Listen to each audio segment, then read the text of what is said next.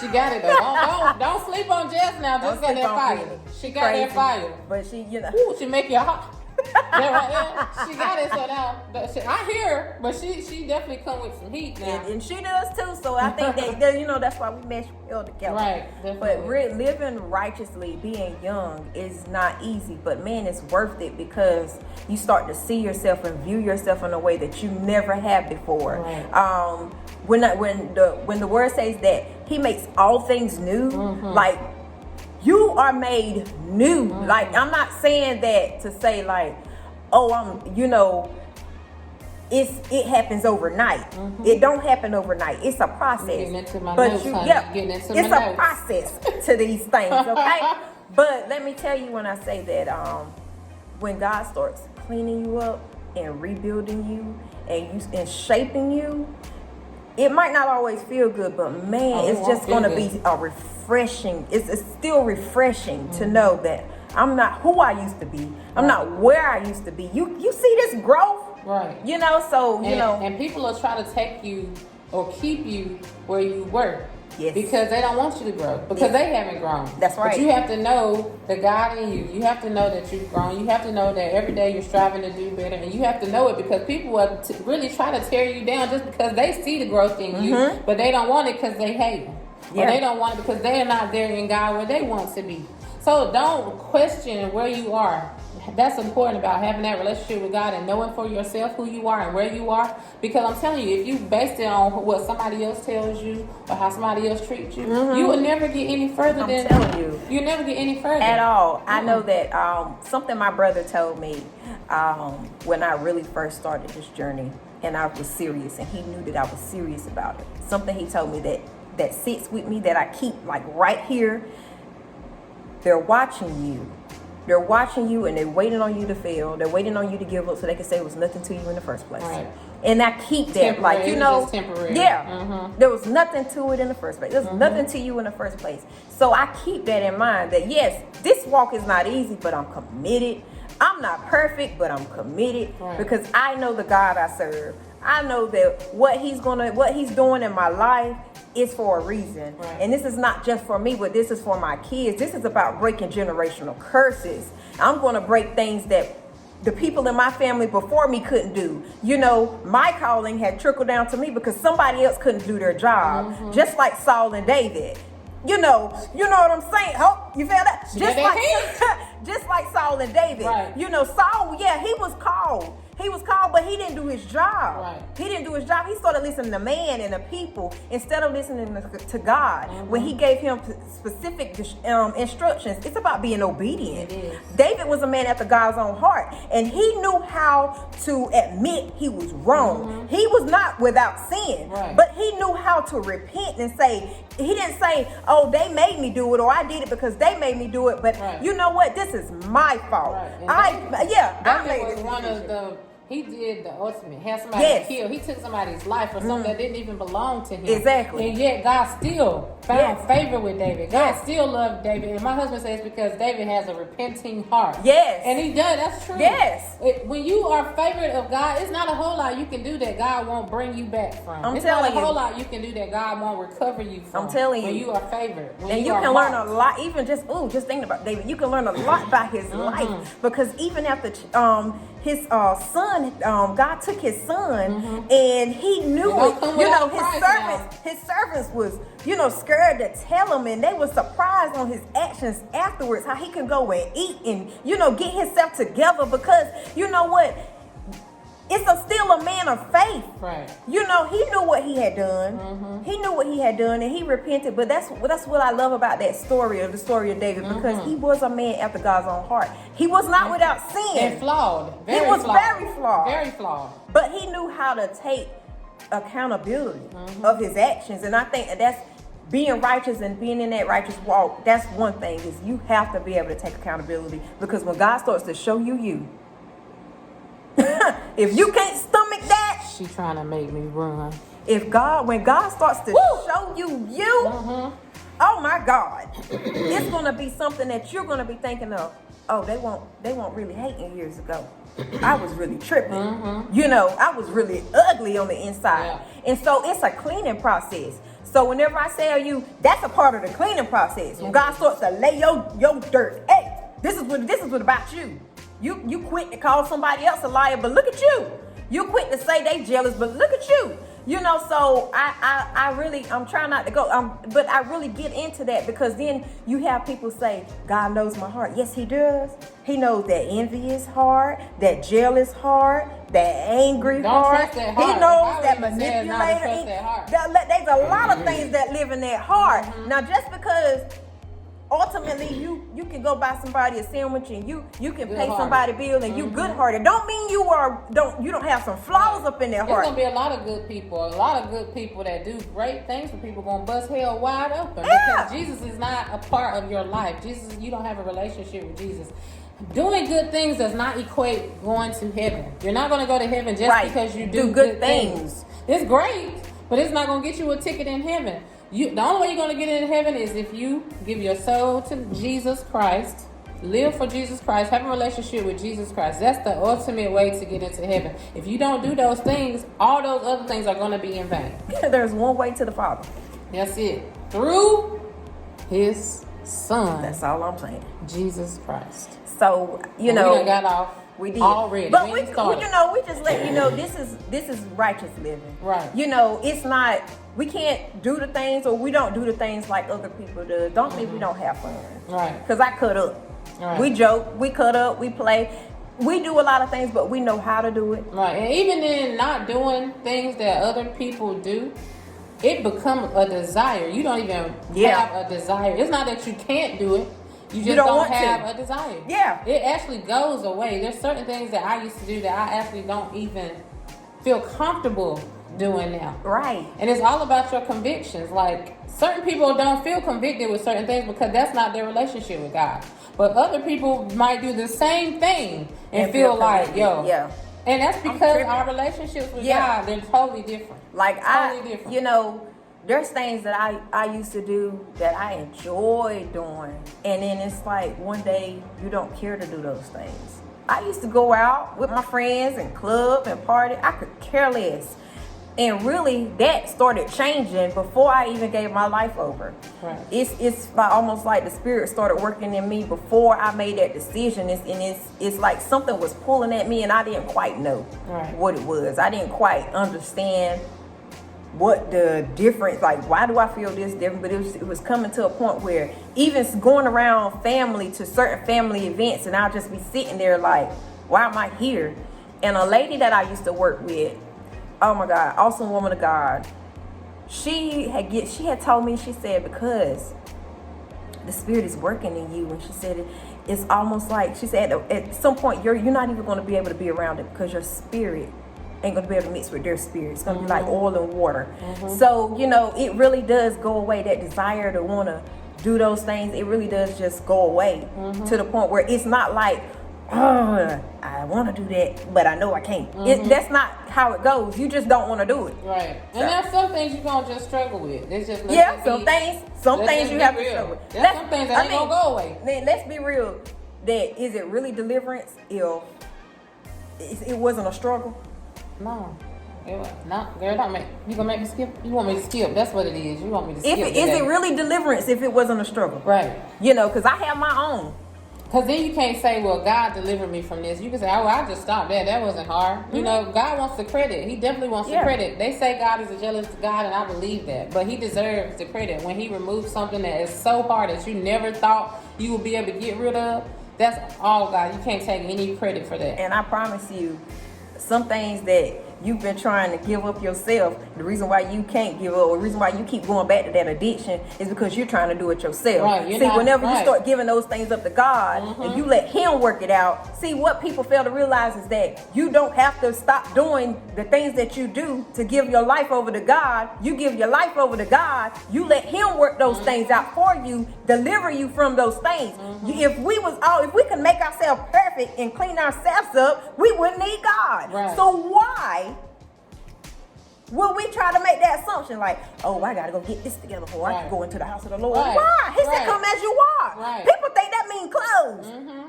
Right. That means your soul. Right. Come as you are. Because if you go into the right house, it doesn't matter what you got going on. When you come, you keep coming. When you go out, you won't be the same. Right. Everywhere is not judgmental. It's that relationship. It's relationship. You have to really have that.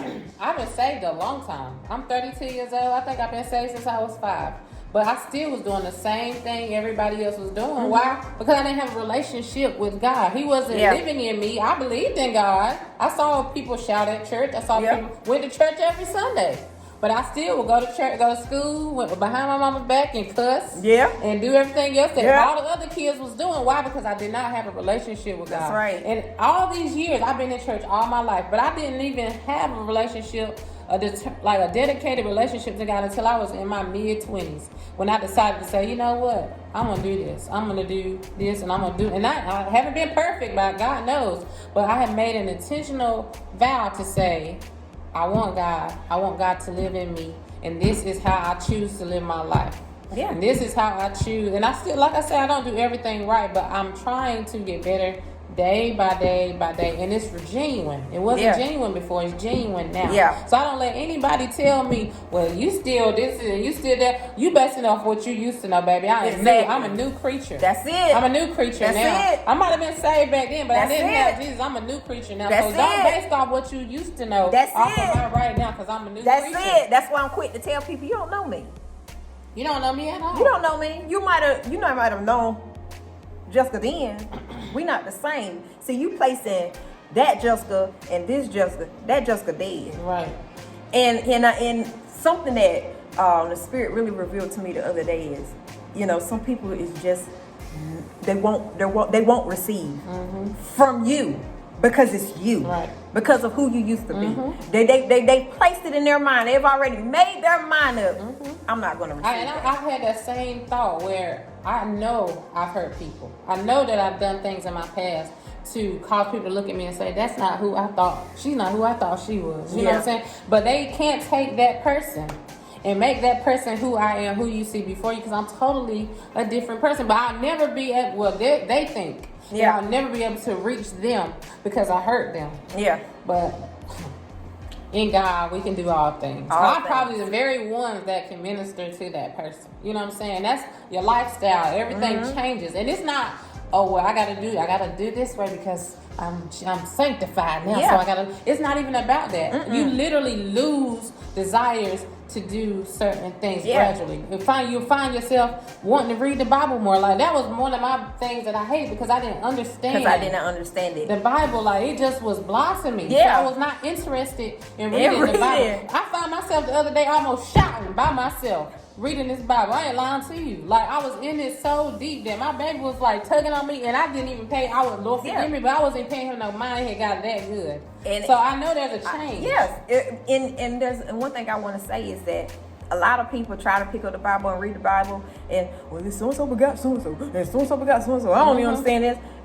What we fail to realize, or what I failed to realize until I really got into this thing, that the Bible is spiritual. So it's not going to make sense to a lot of people. It's spiritual. It's not religious. It's spiritual. People get that mixed up. Religion and tradition, that's kind of hand in hand. Yeah. Step into the spiritual side and build a relationship with your Father. Build a relationship with God. And you're going to hear me say Father a lot because I'm to the point in my life where just saying God, I don't get on my knees and say God, because He wants to hear from His daughter. We have a relationship. This is my Father. So, I'm getting more. I find myself talking more, like when I'm speaking to people, I'm saying Father more because this is my Father. We are His children. He wants that relationship with us. So, I'm not saying I don't say God. I do. But it's just more understand. Of it. Yeah, it's becoming Father more. Because this is a relationship. Yeah. It's personal. Some people say Jehovah. Some people, whatever is relatable to you and Him, that's all that matters. Yeah. Whatever it's personal. Whatever. It's between you and Him. So know when I'm talking about Father, I'm talking about my Lord, my Savior, God. You know, I have to explain it because I even catch that myself. Like, I'm saying Father a whole lot more lately when I'm talking to people. Like, Father, you know. Yeah. Man, Father. I just call him Jesus because that's Father. who he is to me.